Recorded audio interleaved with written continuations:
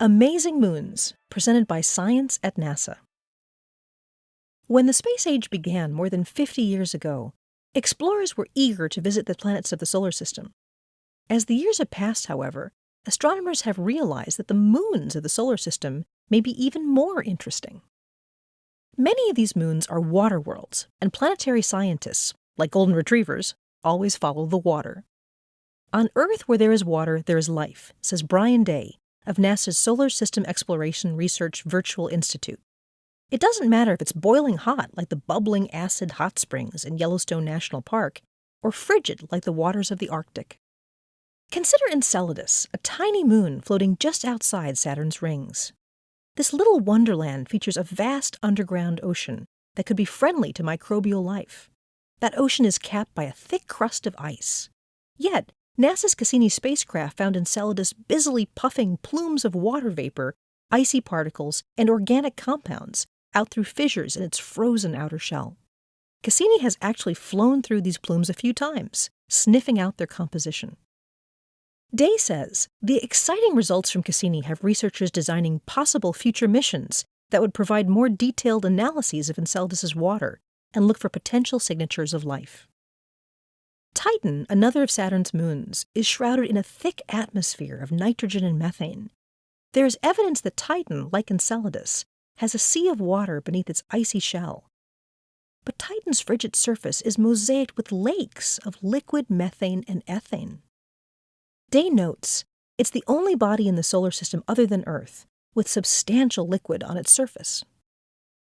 The seas of Titan intrigue astrobiologists. Here on Earth, our seas are teeming with life, and indeed the seas may be where life began.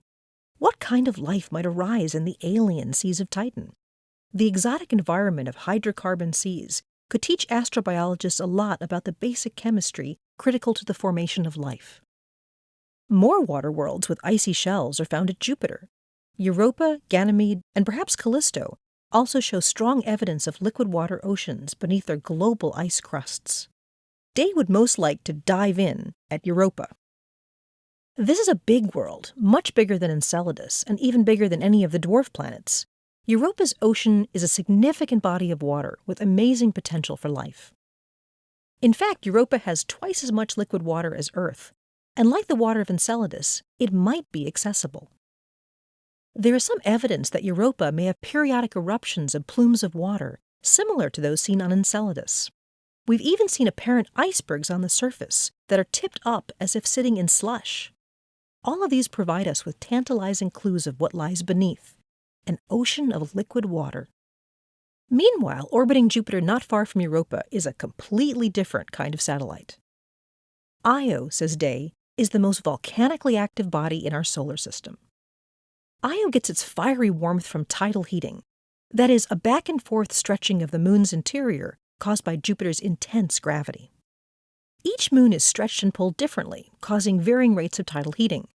Orbiting more closely to Jupiter than the other Galilean moons, Io is stretched the most, hence its volcanism. Europa, next closest to Jupiter, is stretched less, followed in order by Ganymede and Callisto.